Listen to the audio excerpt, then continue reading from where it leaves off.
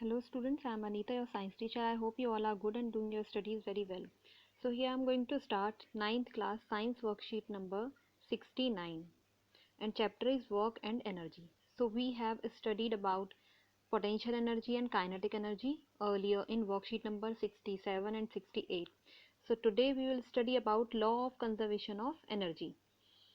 We know that energy is one form can be changed to another form. But what happen to the total energy of the system. हमें पता है कि जो energy की एक form है दूसरी एनर्जी की फॉर्म में वो चेंज होती है, लेकिन क्या होता है टोटल एनर्जी कैसे निकाली जाती है, क्या होता है, तो उस टोटल एनर्जी के बारे में आज बात हो रही है। तो वो टोटल एनर्जी कौन सी है, ये हमने पिछली वर्कशीट में भी डिस्कस किया था। कौन सी होती है वो? Mechanical energy. तो मैकेनिकल एनर्जी होती है जो वो दो एनर्जी में डिवाइड होती है, पोटेंशियल एनर्जी में और काइनेटिक एनर्जी में। तो पोटेंशियल एनर्जी और काइनेटिक एनर्जी दोनों मिलके क्या बनाती है? Mechanical energy. तो स्थितिज ऊर्जा और गतिज ऊर्जा दोनों मिलकर बनाती हैं जो यांत्रिक ऊर्जा होती है। अब है whenever energy gets transformed, changed from one form to another form, the total energy of the system always remains unchanged।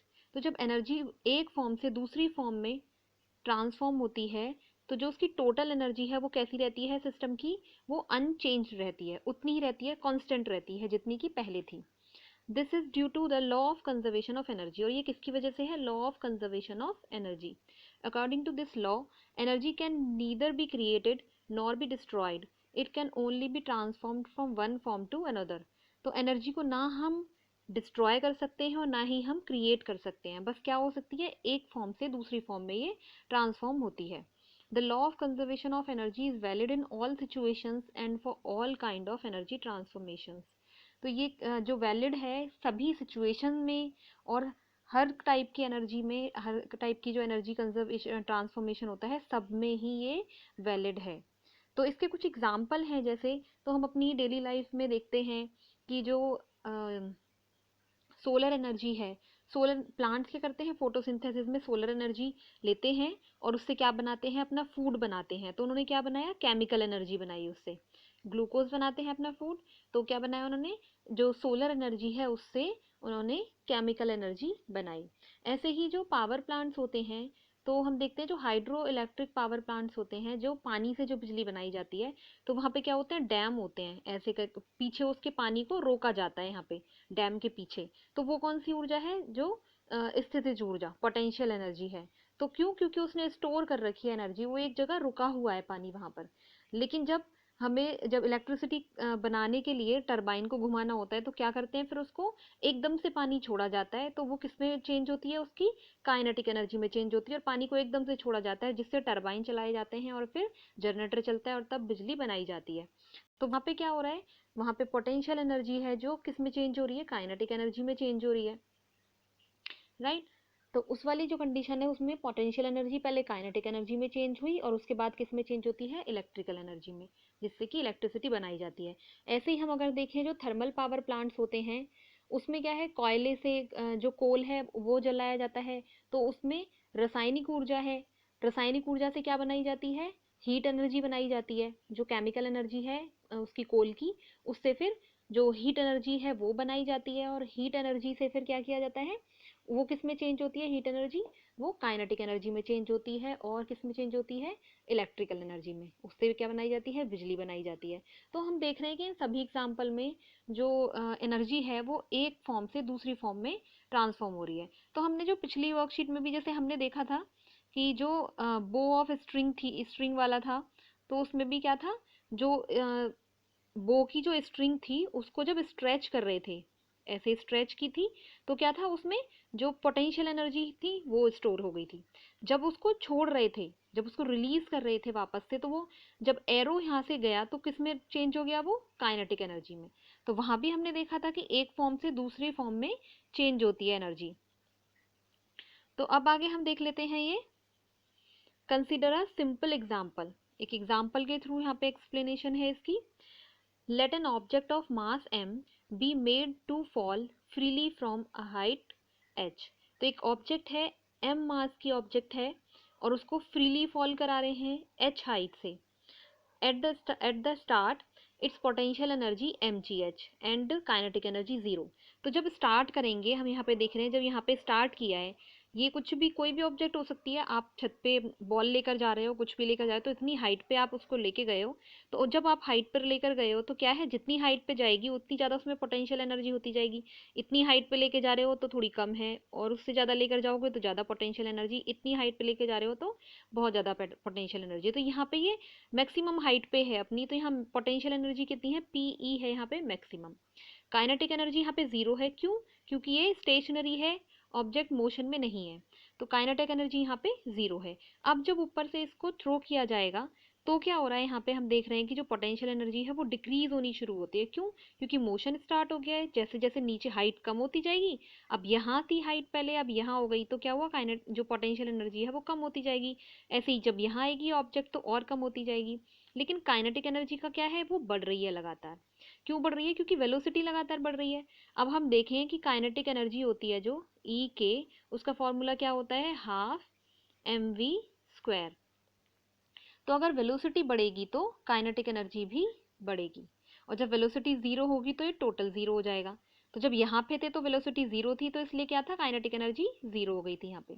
अब यहाँ पे ये मोशन में है तो काइनेटिक एनर्जी यहाँ पे बढ़ती जा रही है, तो इसलिए ये जो काइनेटिक एनर्जी है बढ़ती जा रही है। क्यों, क्योंकि वेलोसिटी यहाँ पे इसकी बढ़ती जा रही है। तो जब ये ऑब्जेक्ट यहाँ से यहाँ पे थी तो पोटेंशियल एनर्जी मैक्सिमम और ये 0 थी, फिर थोड़ी नीचे आएगी तो पोटेंशियल एनर्जी डिक्रीज हुई और काइनेटिक एनर्जी इंक्रीज हुई।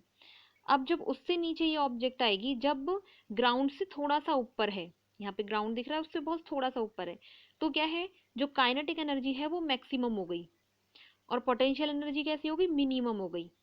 ठीक है, ये मैक्सिमम है और ये मिनिमम हो गई यहाँ पर आकर, जब वो बिल्कुल ग्राउंड के ऊपर है। तो देख लेते हैं क्या है यहाँ पे।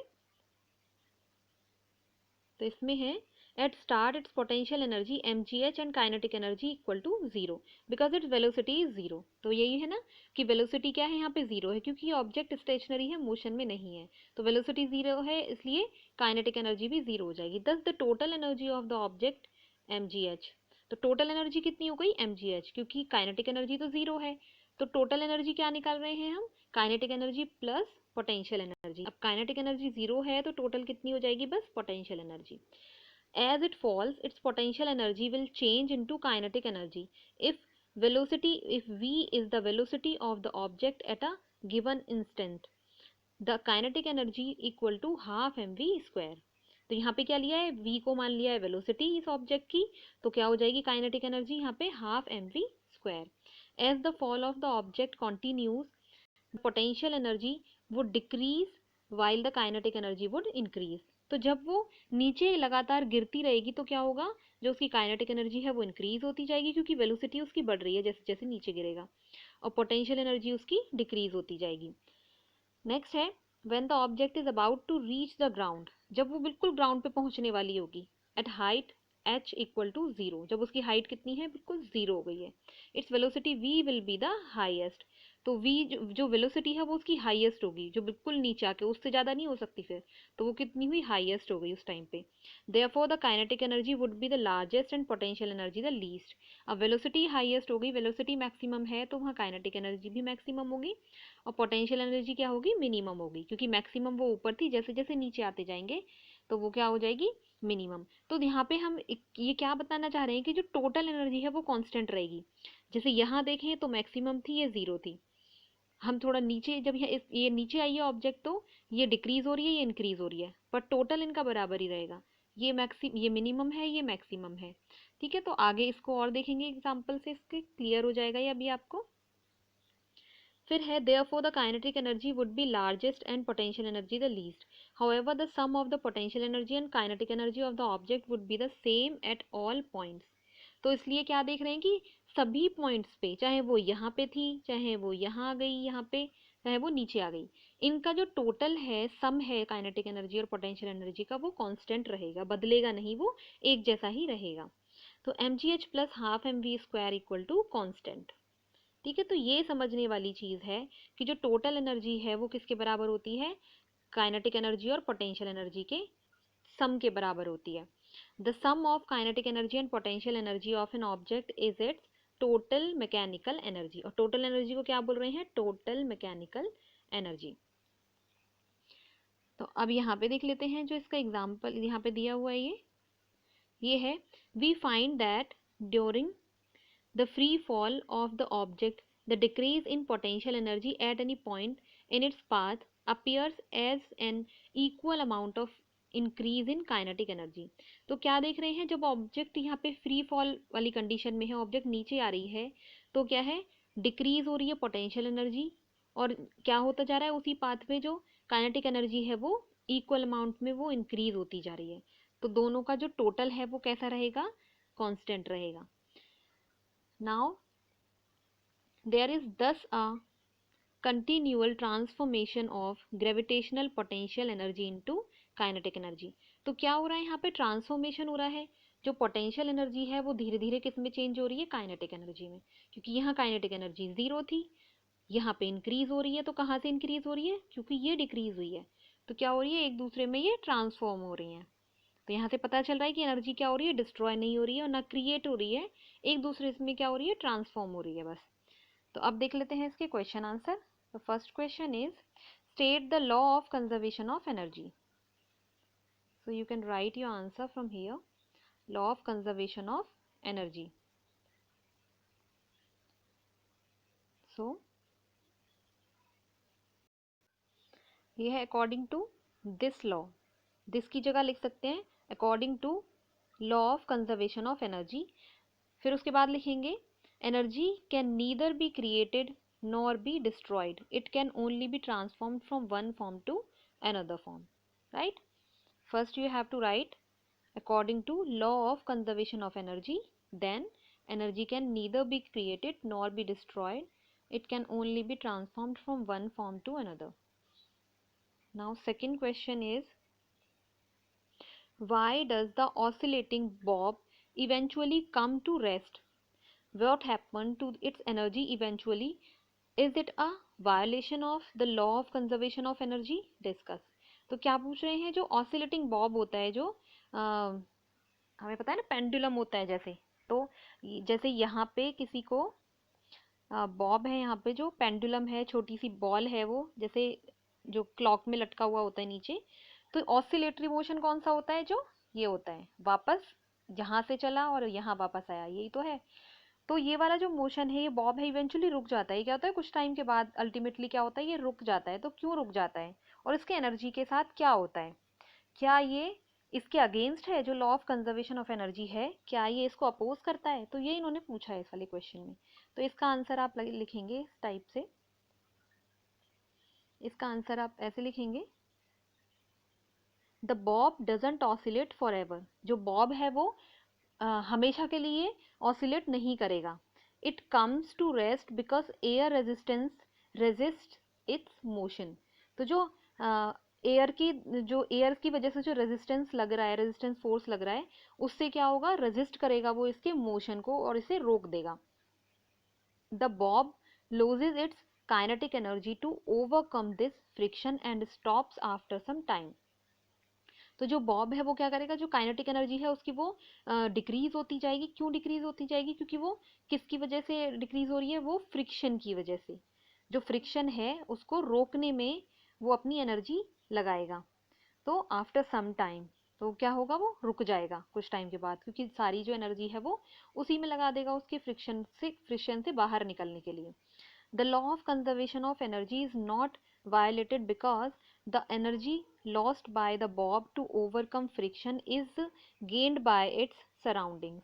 तो इसमें क्या है, ये जो law of conservation of energy है उसको अपोज नहीं करता, उसको वायलेट नहीं करता, क्योंकि जो एनर्जी है इसके द्वारा जो लॉस हुई है, इसने जो एनर्जी लॉस किया है वो कहाँ चली गई है, वो overcome friction is gain by its surrounding.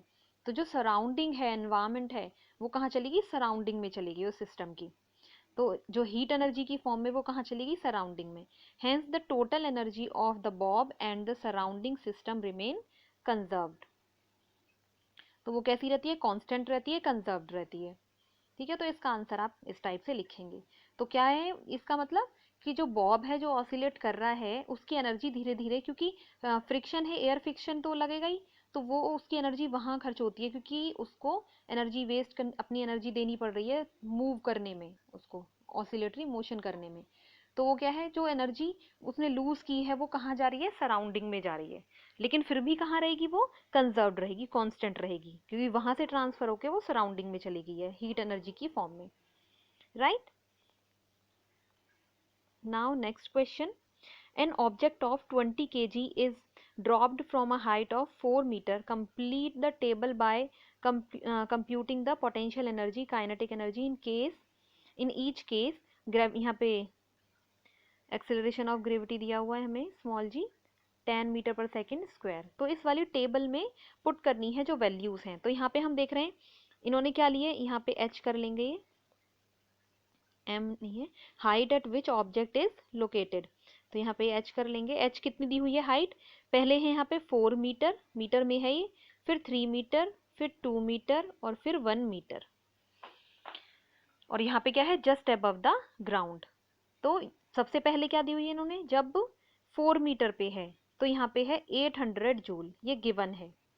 तो अब यहाँ पे बतानी है काइनेटिक एनर्जी कितनी होगी और टोटल एनर्जी कितनी होगी। तो हमें पता है कि टोटल एनर्जी कितनी होती है, जो potential energy plus kinetic energy, और ये कांस्टेंट रहती है, बराबर रहती है, राइट। तो अब हम इसका आंसर करके देखेंगे कैसे, ऐसे हम इसका आंसर करेंगे।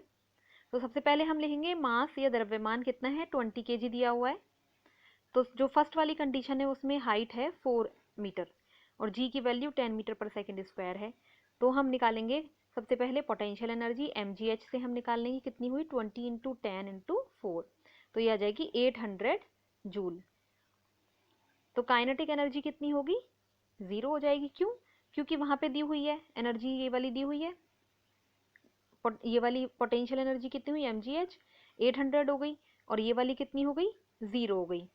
तो जो हम टोटल एनर्जी निकालेंगे वो 800 प्लस 0 करके निकालेंगे, तो कितना हो गया, 800 जूल। यहाँ पे कितनी हो गई, फर्स्ट वाले केस में हो गई 800 जूल। तो ये आया आपको समझ में कि 800 जूल कैसे हो गई। तो हमने क्या देखा था, यहाँ पे ये हमें गिवन है जो पोटेंशियल एनर्जी है, और क्या बोला हुआ है उन्होंने कि हम जो ऑब्जेक्ट है उसको कहाँ से गिराना शुरू किया है, 4 मीटर की हाइट से। तो जब वो 4 मीटर की हाइट पे थी तो इसका मतलब वहां पे वो रुकी हुई थी, तो उसकी जो काइनेटिक एनर्जी है वो 0 होगी। क्यों, क्योंकि वेलोसिटी उसकी 0 थी उस टाइम पे जब वो रुकी हुई है, तो वेलोसिटी 0 है। तो हाफ mv² से जब हम देखते हैं v की वैल्यू 0 है तो कंप्लीट वैल्यू हो जाएगी इसकी 0। तो इसलिए टोटल कितनी हो गई यहाँ से 800। तो यहाँ से ये तो पता चल गया कि टोटल कितनी है 800। अब ये 800 ही रहेगी, ठीक है, क्योंकि कांस्टेंट रहेगी ये तो जितनी भी कहीं इतना भी ऊपर जाए नीचे जाए, लेकिन ये कांस्टेंट है, जो टोटल एनर्जी वो 800 ही रहने वाली है। अब सेकंड है इसका, जब हाइट है 3 मीटर, थोड़ा नीचे आ गए हैं, तो जो पोटेंशियल एनर्जी है mgh निकाल देंगे, 20 इंटू 10 इंटू 3 से हो गई 600 जूल। तो टोटल हमें पता है कितनी थी हमारी 800, तो ये कांस्टेंट है अभी। तो काइनेटिक एनर्जी कैसे निकालेंगे, सिंपल है, इसमें से इसे माइनस कर देंगे। क्यों, क्योंकि टोटल एनर्जी इक्वल टू जो हम देख रहे थे, तो ये टोटल एनर्जी इक्वल टू क्या था, पोटेंशियल एनर्जी प्लस जो काइनेटिक एनर्जी है वो। तो हमें यहाँ पता चल गया, हमें टोटल एनर्जी पता है 800, अब पोटेंशियल एनर्जी पता चल गई हमें 600। तो क्या करेंगे, 800 में से 600 को माइनस करेंगे तो काइनेटिक एनर्जी आ जाएगी। तो वही किया हमने, 800 माइनस 600, 200 जूल आ गई काइनेटिक एनर्जी। अब टोटल एनर्जी यहाँ पे अगर हम देखें तो वही 600 और प्लस 200, 800 जूल। तो यहाँ भी उतनी है जितनी यहाँ थी उतनी है, इसका मतलब कांस्टेंट है नीचे आने पे भी। फिर थर्ड केस में हम देखेंगे, यहाँ पे हाइट हो गई है 2 मीटर, mgh से निकाल लेंगे potential energy, 20 into 2 into 20 into 10 into 2 कितना हो गया, 400 जूल।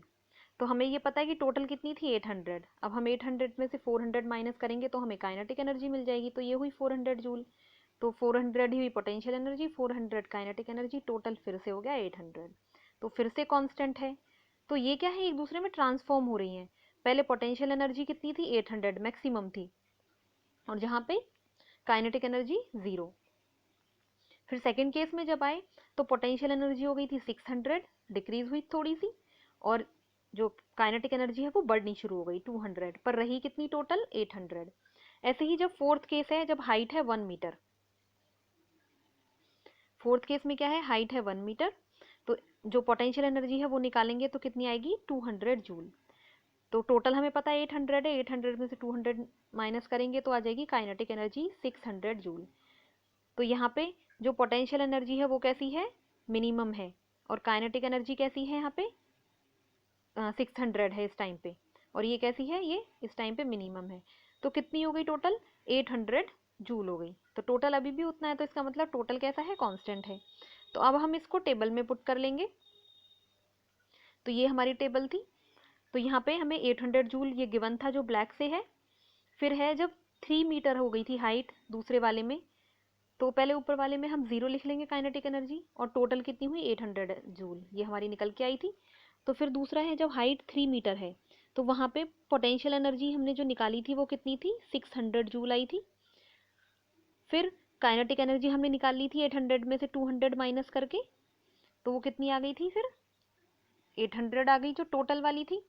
तो ये भी कांस्टेंट रही। तो हम सारे उसमें देख रहे हैं ऊपर से नीचे 800 800 800 है टोटल। फिर जब हम 2 मीटर वाली हाइट पे आए हैं तो 400 400 हो गए, दोनों बराबर बराबर हो गई हैं। फिर जब हम 1 मीटर वाली हाइट पे आ जाते हैं तो पोटेंशियल एनर्जी और कम हो जाएगी, क्योंकि हाइट कम हो रही है। जैसे जैसे हाइट बढ़ेगी तो पोटेंशियल एनर्जी बढ़ती है, जैसे जैसे हाइट कम होती है तो वो कम होती है। तो यहाँ पे काइनेटिक एनर्जी कैसी हो गई, 600 जूल हो गई, और जो पोटेंशियल एनर्जी है वो 200 जूल हो गई। ये मिनिमम है यहाँ पे।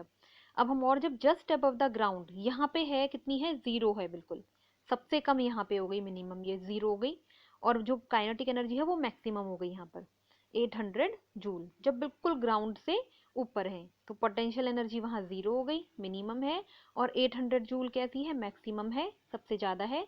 तो टोटल कितनी हुई, यहाँ भी 800 जूल। तो हमने क्या देखा कि जो एनर्जी है वो कंजर्व्ड रही है, शुरू में भी 800 थी और लास्ट में भी 800, बस कहाँ चेंज होती रही है, एक दूसरे में ट्रांसफॉर्म होती रही है। कभी पोटेंशियल एनर्जी ज़्यादा तो कभी काइनेटिक एनर्जी ज़्यादा, कभी दोनों बराबर। तो इससे पता चलता है कि जो टोटल है इनका वो कैसा है, कांस्टेंट है, राइट। हम वापस वर्कशीट पे आ जाते हैं। तो इस तरीके से आप इस वाली टेबल में पुट कर लेंगे यहाँ पे। Now we have completed the worksheet. So I hope you all understood the worksheet. Thank you for watching. Have a nice day.